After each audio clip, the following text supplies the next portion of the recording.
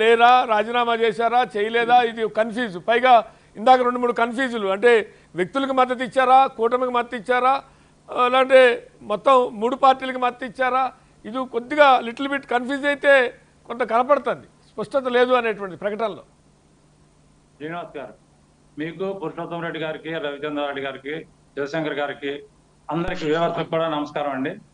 ఇప్పుడు రాజకీయ పార్టీలు అన్న తర్వాత రాజకీయాలు చేస్తాయి. మంచి రాజకీయాల, చెడు రాజకీయాల, కుళ్ళు రాజకీయాలు అంటే జనరల్ గా నడిచేది ఇప్పుడు అన్ని కుళ్ళు రాజకీయాలే నడుస్తున్నాయి. చిరంజీవి గారు కాంగ్రెస్ పార్టీలో ఉన్నాడంటే ఉంటే యాక్టివ్గా ఉండాలి కదా. నేను ఒక సీనియర్ కాంగ్రెస్ వాదిగా చెప్పాలంటే ఆయన పార్టీలో లేనట్టే. పార్టీలో ఉండి కూటమి అభ్యర్థులను ఎలా సపోర్ట్ చేస్తారండి?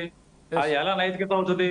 ఇప్పుడు సినిమా రంగం కూడా ఎలా ఉందంటే, నేను వెనకాడని చెప్పడానికి ఈ ప్రైవేటు లిమిటెడ్ పార్టీల లాగానే అది కూడా వారసత్వ రాజకీయాల్లాగా వారసత్వ సినిమాలు తప్ప 5-6 కుటుంబాల మధ్యలో సినిమా పరిశ్రమ బందీ అయిపోయింది.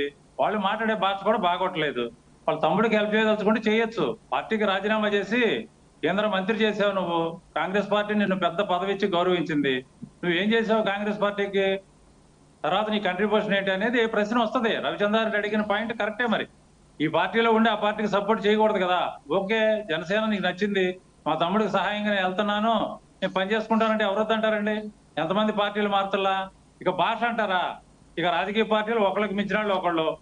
ఎవరు తక్కువ కాదు ఇళ్లలో. వైసీపీ వాళ్ళు తక్కువ కాదు, తెలుగుదేశం తక్కువ కాదు, పవన్ కళ్యాణ్ అయితే అసలు తక్కువ కాదు భాష గురించి మాట్లాడటానికి.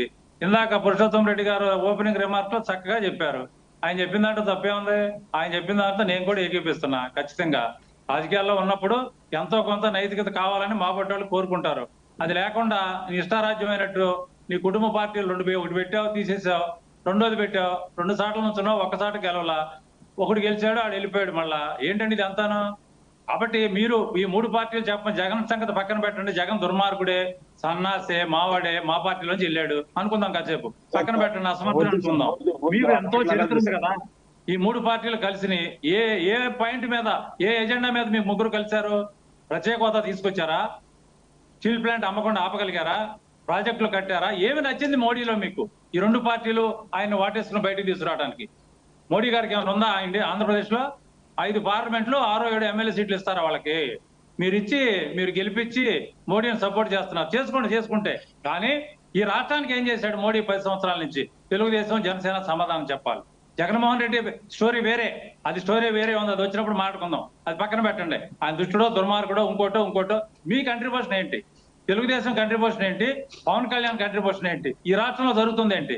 ఈ 3 పార్టీల్లో ఏ పార్టీకి ఓటేసినా అది మోడీకి వెళ్తుంది. అది నిజమా కాదా? చెప్పమనండి. దాని సమాధానం చెప్పాలి. మీరు ఎవరి కోసం కూటమి కట్టారు? మీరు మీ స్వార్థ రాజకీయాల కోసం, మీ పదవుల కోసం కూటమి కట్టారు తప్ప రాష్ట్ర ప్రజల కోసం కాదు అనేది ప్రజలు అనుకుంటున్నారు. ఖచ్చితంగా సమాధానం చెప్పాలి. మోడీ గారికి ఎందుకు మద్దతు ఇస్తున్నారు? మీరిద్దరు కలిశారు, ఓకే, కొంతవరకు ఒప్పుకుంటారు ప్రజలు. కానీ మోడీని ఎందుకు కలుపుతున్నారు? ఈ రాష్ట్రాన్ని సర్వనాశనం చేసింది నరేంద్ర మోడీ. మత కలహాలు, దురహంకారంతో పరిపాలిస్తున్నాడు. నిన్నేమన్నాడు? మళ్ళీ కనుక కాంగ్రెస్ గెలిస్తేనంట ఆస్తులన్నీ కూడా ముస్లింస్కి వెళ్ళిపోతాయండి. ఎందుకు వెళ్తాయండి? మైనారిటీస్కి ఎందుకు వెళ్తాయి? కొనుక్కుంటే వెళ్తాయి, లాక్కుంటే ఎలాగా?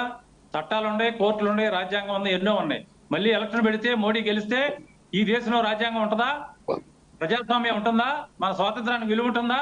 ఈ 3 పార్టీలు ఆలోచించుకోవాలి. మోడీకి ఎవరైతే సపోర్ట్ చేస్తున్నారో, ఇంక్లూడింగ్ జగన్ తో సహా,